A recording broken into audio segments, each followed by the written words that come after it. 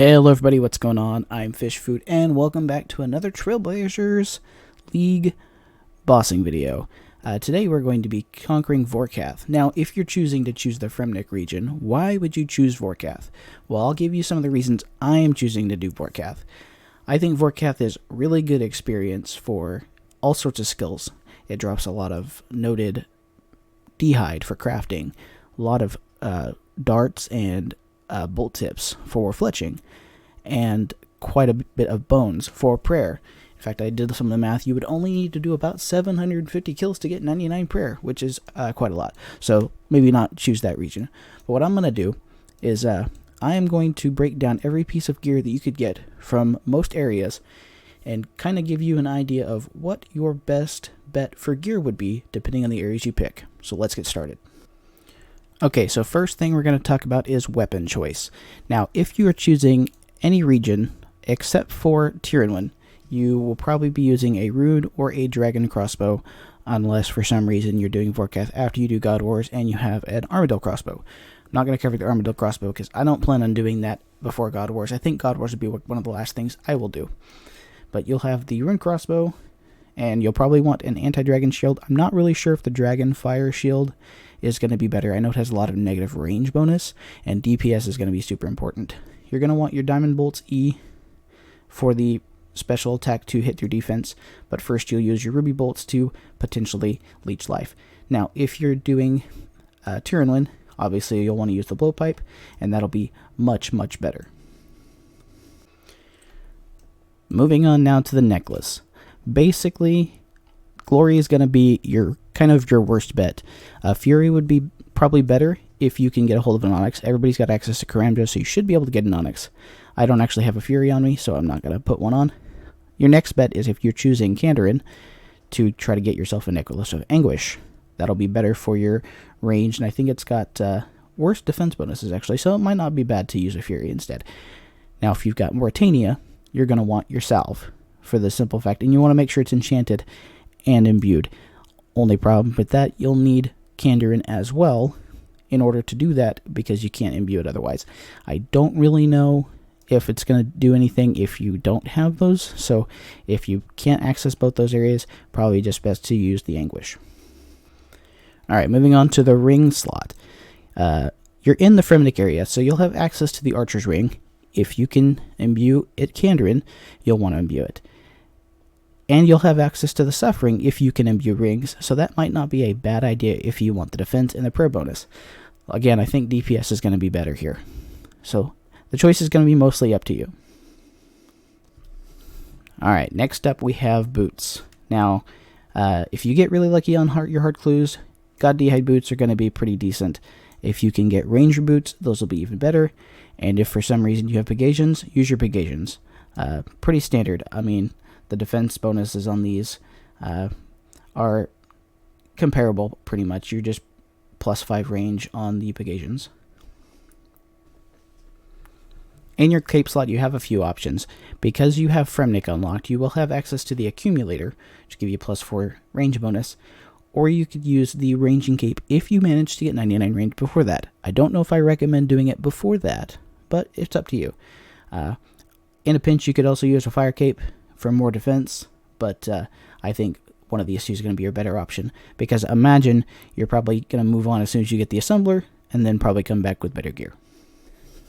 Now the big question. Now, you have 3 different armor sets depending on where you choose. Everyone will have access to God d'hide, provided they get lucky on their clues. That's a lot of clues to have to do.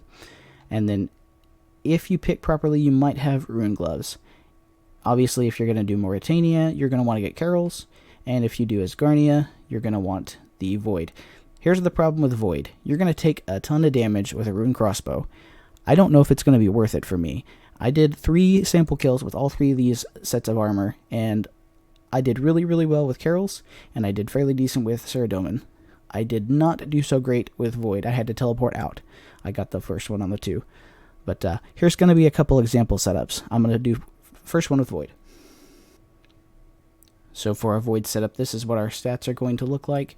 As you can see, we have about 100 in our defense, 120 range bonus, which isn't too bad, and that doesn't change when you equip your different type of bolts. but you don't get any sort of bonus because undead, because we're going to assume that you don't have Morytania unlocked.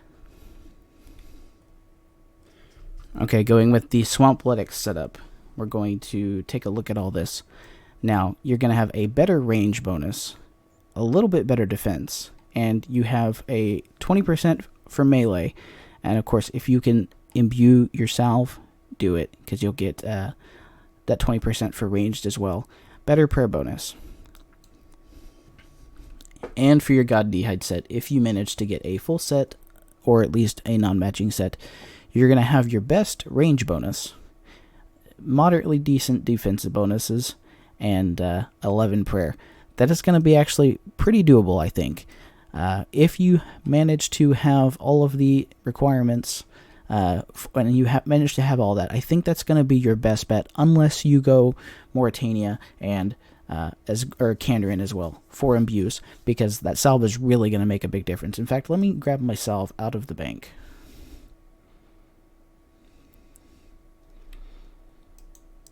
And let's look at this. Let's see. We're looking at a range bonus. Actually, I think the only thing that's going to change... Yeah, your range bonus is going to go down, but you're going to get plus 20% on all of your attack styles. So that's going to be pretty much what you're going to want to go with. And as far as an inventory setup, you're going to want to go with... I managed to bring just a regular anti-fire potion. After you do a couple kills, you'll get superior dragon bones, which you can use to make super anti-fire potions, which will drastically decrease the damage that you take. Obviously, a ranging potion. I think if you can make these, you should be able to make all those. Prayer potions, of course. Guthix Rests, or you could, if you happen to have elf lands, you could also use the anti-venoms, but I won't be, so Guthix Rests probably going to go with. And then the best food you can get, whether that's sharks or Krumbons or manta rays, would be even better. If you don't have the Fremnik Diary done, don't bring your sea boots. Just use a portal in your house if you can. And then in the rune pouch, I've got Laws, Chaos, and Dust runes, so I can do Crumble Undead, Teleport House, or even Camelot's really quick one to the bank if you've done that diary. Okay, so I'm going to show you guys a few kill clips. I sped these up. The first one is with the Carol setup and with the salve. This is also assuming the salve is imbued. As you can see, I'm taking a little bit of damage early on. Vorkath's not being super nice, but I do get really, really lucky on a lot of the Ruby Bolt specs. Again, with the Guthix Rests, they're not going to completely get rid of your venom, but it will turn it to poison, which does way less damage. So if you've got anti-poisons, you might bring those along too, but that'll only give you immunity to poison, not venom, so it's probably not really worth the extra inventory space. Also, yes, you can hear my little girl. She is helping me edit this video, and she's having a blast. And as you can see, there's Vorkath done, and it took about 3 minutes and 28 seconds, which is very, very fast considering the Void setup took about 5 minutes even. Now you're going to see the God D'hide setup, and again, I'm taking a lot of damage early on, and it's important, make sure you're eating while he's doing that Acid Fade if you can, but remember, you can't DPS if you're dead, so do your best to try to avoid dying, especially. Bless you.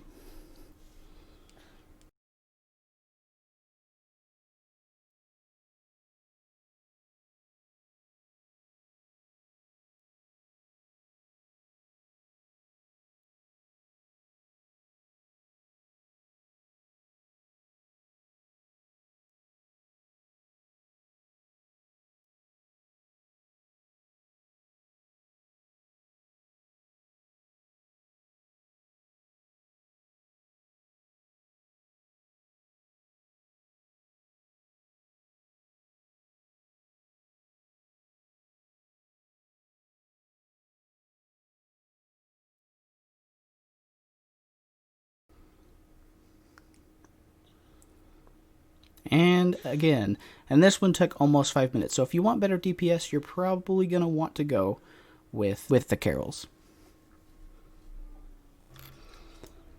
So I hope this has helped you in making a decision on whether you're going to choose Fremnik or not. And if you choose Fremnik, if you're going to go fight Vorkath, you only have to do about 50 kills to get that first head. Maybe you'll get lucky, maybe you won't. But it should be doable. I'm sure Iron Men struggle all the time with having to fight Vorkath with really, really low gear. So this will be a fun challenge for anybody who's never done that grind before. So thank you guys very much for watching. And before you clock out, make sure you like, comment, subscribe, and even hit that bell icon if you want a little bit of overtime. But for now, I'm Fish Food signing off, and I will see you all next time.